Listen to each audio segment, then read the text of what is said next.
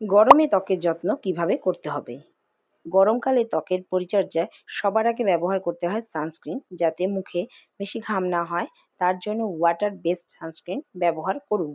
গরমের মরশুমে মুখের ত্বকে যাতে বেশি ঘাম না হয় সেই জন্য আপনি ব্যবহার করতে পারেন জেল বেসড সানস্ক্রিন। এর ফলে ত্বক চিটচিট করবে না। গরমকালেও ত্বকে ক্রিম, ময়শ্চারাইজার ব্যবহার করা জরুরি।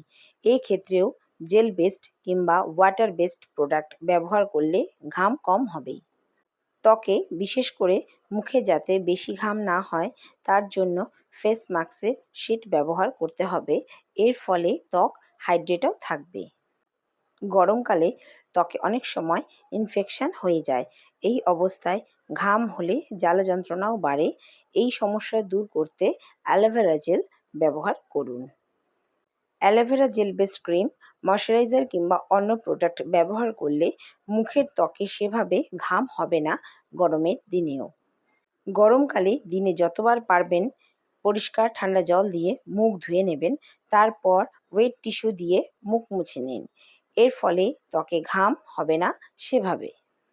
গরমকালে মুখ ধোয়ার জন্য ফেস ওয়াশও ব্যবহার করতে হবে। এছাড়াও ব্যবহার করতে হবে ফেস স্ক্রাব। তাহলে ত্বকে কোনো ময়লা জমে থাকবে না। হালকা ধরনের ক্রিম, ময়শ্চারাইজার গরমকালে ব্যবহার করতে হবে ত্বকে। তার ফলে ঘাম কম হবে, ত্বকের অন্যান্য সমস্যাও দূর হবেই। যাদের ত্বক তেলতেলে ধরনের তারা গরমের দিনে ত্বকের একটু বেশিই যত্ন করবেন।